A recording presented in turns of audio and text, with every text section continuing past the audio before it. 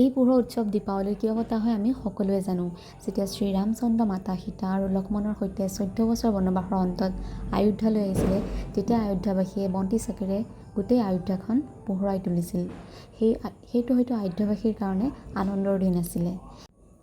কিন্তু আজি আমাৰ অসমত এই পোহৰ উৎসৱটো চাকি বন্তিৰে পোহৰাই তুলিছে যদিও অসমখন জুবিনদাৰ অবিহনে সম্পূৰ্ণ আধৰুৱা হৈ পৰিছে। কিয়নো তেওঁৰ মৃত্যু কোনেও এতিয়ালৈকে মানিব পৰা নাই, লগতে আমিও মানি ল'ব পৰা নাই। কিন্তু এই পবিত্ৰ দীপাৱলীত ভগৱানৰ ওচৰত এটাই প্ৰাৰ্থনা কৰোঁ যে জুবিনদাই ন্যায় পাওক। এনে এজন ভগৱান তুল্য ব্যক্তিক হেৰুৱাটো হয়তো কোনেও এতিয়ালৈকে পাহৰিব নোৱাৰে।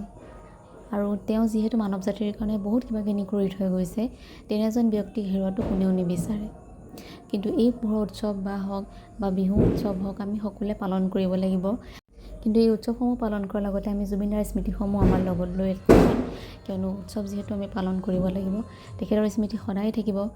কিয়নো তেওঁ গানৰ পৰা আৰম্ভ কৰি মানৱ জাতিক উপকাৰ কৰা সকলোবোৰ আমাৰ দেহে প্ৰাণে ভৰি আছে। গতিকে তেওঁৰ স্মৃতি আমি সদায় লগত লৈ ৰাখিম।